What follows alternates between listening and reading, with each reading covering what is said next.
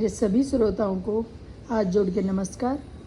आज मैं शिव पुराण का तीसरा अध्याय सुना रही हूँ, क्योंकि आज तीसरा दिन है। सूत जी ने कहा, हे सोनक, तुम शिव भक्तों में अत्यंत श्रेष्ठ हो, अतः मैं तुम्हें गोपनीय कथा वस्तु का भी ज्ञान देता हूँ। एक समय में समुद्र के निकट के प्रदेश में एक वासकल नाम का ग्राम था। वहाँ पर महापापी दीर्घ रहते थे, जिनको वैदिक धर्म का ज्ञान नहीं था। वहाँ पर रहने वाले सारे लोग अत्यंत दुष्ट थे। उनको कोई भी धर्म की वस्तु पर विश्वास नहीं था। वो लोग न देवताओं पर भरोसा करते थे, न तो भाग्य पर। ऐसी कुटिल वृत्ति वाले लोगों का मन हमेशा दूषित विषयों में ही लगा रहता था। वे लोग अपने पास अत्यंत भयानक अस्त्र शस्त्र रखते थे। इन लोगों को ज्ञान, वैराग्य और धर्म सधर्म का कोई भी ज्ञान नहीं था।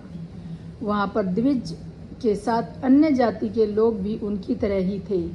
उस प्रदेश की स्त्रियां का भी अत्यंत कुटिल स्वभाव था। वे लोग स्वेच्छाचारिणी, पापी, कुत्सित विचारों वाली और व्याभिचारिणी थी।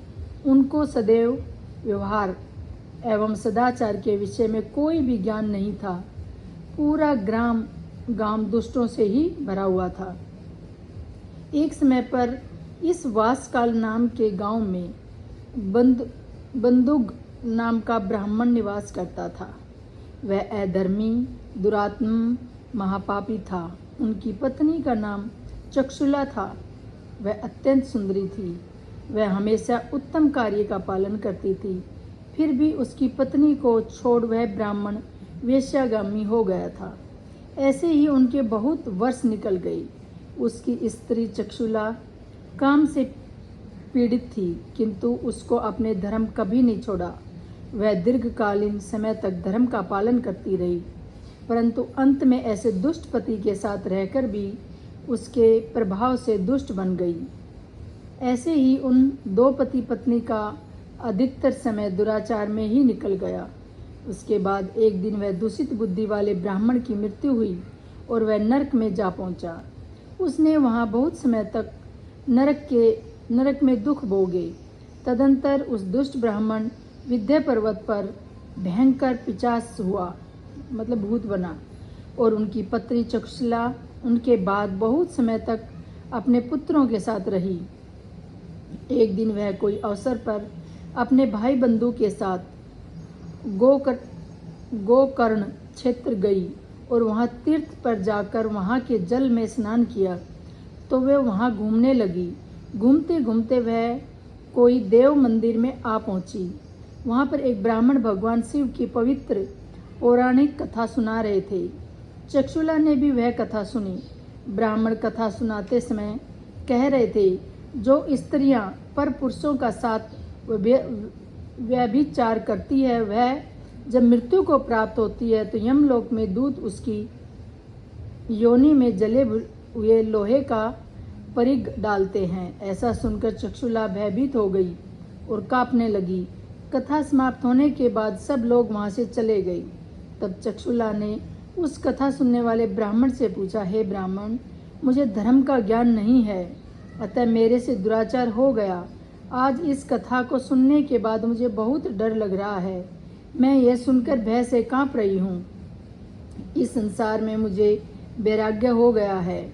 मेरे जैसी पापी को धिक्कार है। मैं कुत्सित विषयों में फंसकर अपने धर्म से भ्रष्ट हो चुकी हूँ। मैं निंदनीय हो चुकी हूँ। मुझे किस प्रकार की घोर यातनाएं सहनी पड़ेगी और कैसी दुर्गति मिलेगी। मेरे जैसी पापी की सहायता कौन करेगा। मृत्यु के बाद यह भयंकर यमदूत जो मुझे गले में फंदा डालकर ले जाएंगे, उनका सामना मैं किस प्रकार करूंगी। नरक में मुझ जैसी पापिन के टुकड़े किए जाएंगे और वह भी मैं कैसे सहन कर पाऊंगी। मैं अत्यंत पापी हूँ और हर तरह से पाप में डूब चुकी हूँ। मैं नष्ट हो गई हूँ। हे ब्राह्मण, मेरे माता पिता और गुरु आप ही हैं। मैं आपकी शरण में आई हूँ। मुझ अबला का उद्धार कीजिए। सूत जी ने कहा, चक्षुला इस प्रकार से खेद और वैराग्य युक्त ब्राह्मण देवता के चरणों में गिर पड़ी। तब उस बुद्धिमान ज्ञानी ब्राह्मण ने उसे उठाया और कहा, बड़ी भाग्यशाली हो कि शिव पुराण के वैराग्य प्रदान करने वाली कथा को सुनकर तुम्हें समय पर ही भान हो गया। हे नारी, तुम चिंता मत करो, भगवान शिव की शरण में जाओ। भगवान शिव तुम्हारे समस्त पाप तुरंत समाप्त कर देंगे। यह कहकर ब्राह्मण चक्षुला को समस्त पापों को हरने वाली तथा सुख एवं सद्गति देने वाली शिव पुराण कथा की महिमा का वर्णन करते हैं। इस प्रकार शिव पुराण 3रा अध्याय समाप्त हुआ। नमस्कार।